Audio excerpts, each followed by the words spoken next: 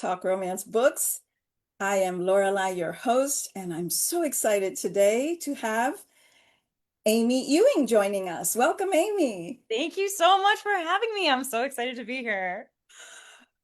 As the daughter of a librarian, books were a crucial part of Amy Ewing's childhood. She holds an MFA in creative writing from the New School, and her young adult fantasy novel, The Jewel, became a New York Times and international bestseller.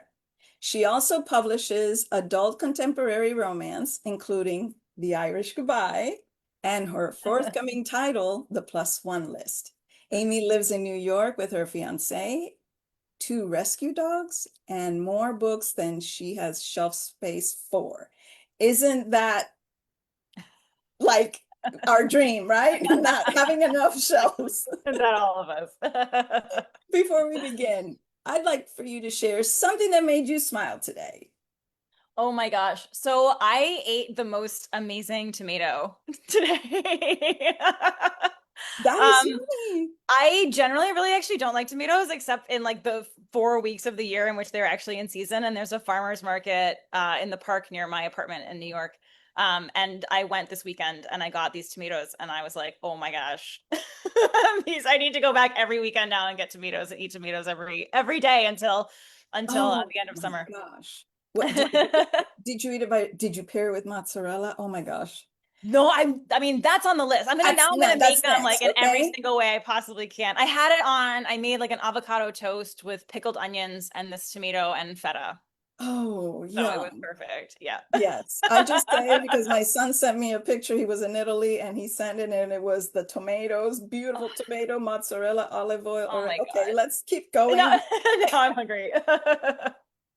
Okay, so Amy, you are always writing, but do you have time to read? And if so, what are you currently reading? I do, of course. I'm actually right now I'm reading My Life in France by Julia Child, um, Oh, which is sort of research for my next book. okay. We'll talk more about that. So tell us a little bit about your pets, your two Oh rescues. my gosh. So I have two, yes, I have two rescue dogs. I have Sam, who is an almost 14-year-old Chihuahua with no teeth, who I Oh, love. I adopt seniors. So I adopted Sam when he was 10. And oh, then my fiance and I adopted in March. We adopted Matilda. She is a 4-year-old oh. black pug. She is like we have two like very polar opposite dogs because Matilda is this like bundle of energy who like loves to play and loves to be social. And Sam is like, if everyone could just leave me alone, that would be great. I would love that. Thank you. It's like a cranky old man and like the young like whippersnapper kid. But Oh. they're wonderful and we love them so much. Did they come with their names when you adopted No, them? no, Tell actually, me the I mean, story. the author here, they're literary names. So Sam is named after Samwise Gamgee, in Lord of the Rings, after one of the hobbits. Ah, My very first rescue dog was Pippin. So I've definitely, definitely had like a theme going, and they were both Chihuahuas, and they just felt appropriate. yeah, And then Matilda is named after Matilda in the book by Roald Dahl. So wonderful. yeah, That's cool. That's cool. Are you a tea or coffee lover? coffee. I can't start my morning without Okay, coffee. coffee. How do you like your coffee? Um, with milk and sugar. Milk and Yeah, sugar. Okay. right. Complete this sentence for me. When I wake up every morning, I Oh, I make my coffee and I read the news, which is so so depressing. But I feel like I try not to be online at all at night. okay. And so I feel like I need to like know what I missed. Yeah. And then also like my writing time is in the morning, so I usually write 8 to 10 is my kind of scheduled writing time. So I'm like, okay, now I've now I found out what's happening in the real world. I'm going to pivot to like my own world. Yes, yes, yes. So name one thing on your bucket list. Well, I love to travel and I really would love to go to Tokyo. That's been like a place that I've never been, or just travel Japan in general. Yeah. Oh, is there anything in particular that you want to see there? Not that I want to see. I mean, I travel for, you're gonna notice a theme. I love to like eat culturally, and I just want to like eat all the food. I want to eat all the ramen. I want to eat all the sushi. I want to eat like everything. And all like I really love trying local dishes and getting a sense of the cultural place through food. Mm. Yeah. I love doing that too. When I think about places, I don't want to be like in the touristy part Yes. so much. I want Yeah. to go where people live. And when they go to the Yeah. bakeries or Yes. to the places to eat, Yeah. Where all the locals are going, you know. yes, I Yeah. want to live like the locals. I want to Yeah. experience what their life is like, you For know? sure. Yep. Anyway, okay. Oh, weirdest or unique thing you own. Doesn't have to be both. It could be unique. I mean, the most unique thing that I own, I actually have here with me. I brought it out so you can see it. So this is a bracelet that has a stone in it. This was from when I proposed almost accidentally to my fiance. We were Oh on my a God. beach in the North Fork of Long Island on a trip that was just like a long weekend, but turned out to just be one of a really magical trip. And we were on this beach that was covered in all these smooth stones, multicolored stones, and we were watching the sunset. And I was just so overcome with love for this person and this moment, and I was so happy. And so I like rested my head on his shoulder, and I was like, "Amor, will you marry me?" And he was like, "Yes." And then I was like, wait, no, but I'm being serious right now. Like, will you marry me? And he said, yes. And I was like, ah! And then he was like, wait, wait, wait. And he picked up a stone and he got down on one knee and he proposed to me with this stone. And then little did I know, so I'm thinking like, this is great. Like, I don't need a ring. I have my engagement rock. I'm very, very happy with this. We'll figure the details out later. So we went into the little town to like have a glass of champagne and celebrate it. And we stopped at our Airbnb, which we had meant to stop at before we went to the beach, but I was thought we were gonna miss the sunset. So I was like, we're not stopping. Oh And he had a ring. He had brought a ring with him. my He gosh. was It was planning on meant to proposing. be. Yeah, he was planning on proposing the whole time, and I sort of stole his thunder. But yeah, and so then we have a friend who's a jewelry maker, and so she set the stone into a bracelet, which I'll Oh, wear at our can wedding. you show it again? Yeah. Can Yeah. you So show it let me again? take it That off is of the so special. Look at that. Beautiful. yeah. I teared up when you wrote me that. I'm like, oh my God, that is so romantic. It's so beautiful. It was very, and I was also, what was funny is I was very insistent before. I'm like, I'm a feminist, but I was like, I just really want him to propose to me. Like, I don't know why. I just like, I want to be surprised. And then, like, of course, I just go right ahead when I like had the the In the feeling moment. struck, and I wasn't about to not say it. So, Yeah. and then it turned out kind of, yeah, it turned out perfectly. So, So, do you have any hobbies or particular skills aside from reading and writing?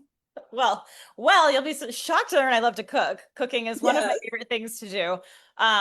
I really love working with food and I really love trying new flavors and trying new recipes. I also am a runner, which was kind of something I started doing later in life. I'm not like competitive at all. Ooh, no, no, no, no, no. But I love running. It's really good for my mental health. It's really good for my anxiety. And yeah, I started running like when I turned 40, I think, and I couldn't believe how much I enjoyed it because I had always thought like that's not for me. Um, and I play guitar and I write songs. So those Okay. are Okay. So, let's talk romance now. okay. Did you always dream about becoming an author? No, I wanted to be a an actor actually. Like since I was probably in Okay. kindergarten, I really wanted to be on the stage. I was really shy. I was like painfully shy as a kid, and theater really got me out of my shell. So I moved to New York City in 2000 to go to NYU and I studied theater and I loved it. But I did not like auditioning, which is kind of an important part of being an actor.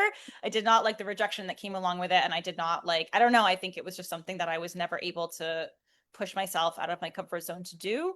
Um, which is funny because now I work in an industry that is that comes with a lot of rejection, and I've certainly been rejected a lot as an author. But I Oh, think there's something about it that, you know, I know that I keep doing it anyway. So I was yes. like, I guess I found the thing that I like can't not do. So so why romance? Like when did you start? And I started during COVID. Writing romance came out of kind of a deep depression. Well, I know a lot of people were struggling during COVID, of course. I had just had a book come out like in March of 2020, and of course, it did not do well. And then I couldn't sell anything after that. And there was it was really hard for me to there was this real sense of like my identity as an author was very much wrapped up with my identity as a human, like as a person. And separating the two was really, I was just like, well, no one's buying my work, and like, who am I if I'm not an author? And I really felt this loss of self-worth. I felt this loss of my value. I felt like I was bad at what I was doing because I kept getting rejected. And I began to really have a kind of tortured relationship with writing. I couldn't stop doing it, but I was like really, I really didn't like it. Was not enjoying it. I had lost all the joy. I was completely burned out. I was like writing books and writing books, and I was writing. I'd started writing fantasy. I started my career writing YA fantasy, and so my fantasy worlds tended to be a little bit dark. The world was very dark at that time, so writing kind of these really complex worlds and then working so hard and then getting rejected and then going right back to the drawing board and writing something else was really exhausting. And I think I just wanted to be someplace else. I Yeah. wanted to like be in a cabin. I wanted to be like in a cozy little cottage and like not have to do anything and have like no responsibilities and be like someplace where I could feel safe, probably. And so I was like remembering this time I went to Inishmore, which is the island where Irish Goodbye is set, which was a very magical experience. Inishmore is an incredibly special place. And then I was like, well, maybe I could just write. Maybe I could just write about two people falling in love there. Like maybe that would be a nice change. And then not having the pressure of writing a fantasy, which was another part of my identity, was kind of freeing. And like maybe I can just, make two people fall in love and break them up and get them back together, and everyone can be happy at the end. And so that's kind of where it all started for me, and Yeah. it changed my life. It really changed the trajectory of my career, and also I think that time helped me to sort of disentangle, that I do have value as a human being, even if Of I'm not, course you you know do. what I mean, even if I'm not selling books. It's so hard, you know what I mean? It can be Oh, just so hard and especially when your career is something that you love, and it's something creative, and it gives you this joy that it was so hard for me to, sort of have to kind of grapple with. well, Yeah. I will say that anybody listening, they should definitely try The Irish Goodbye or any of your work, because I read it and I laughed, cried, and I sighed, I teared up, and it was a wonderful experience. It was a Oh, wonderful so much. experience, and I'm so glad and so happy to have you to share you with the world here. So, so what are three important facts that readers can expect to find in any Amy Ewing book? What are three things that they can find, they can look forward to? I mean, definitely there's always going to be like a feminist kind of edge to all of my books. I would say it's certainly in my fantasy stories. I always write. I've written a lot of like female dominated societies. I like to kind of invert norms. I think Mhm. in my romances, I really like writing about found family. Actually, that's in all of them too. I like writing about found family, Emily? and I love to have a cast of characters that really feel, that's probably connected to the found family, but that really feel quite real and quite sparkly. I always love my hero and heroine, but I think maybe that's like my personal thing too, is that side characters, there's something so fun about writing them, so Yeah. fun about how they fit into the world and how they fit into your hero and heroine's kind of life and their journey.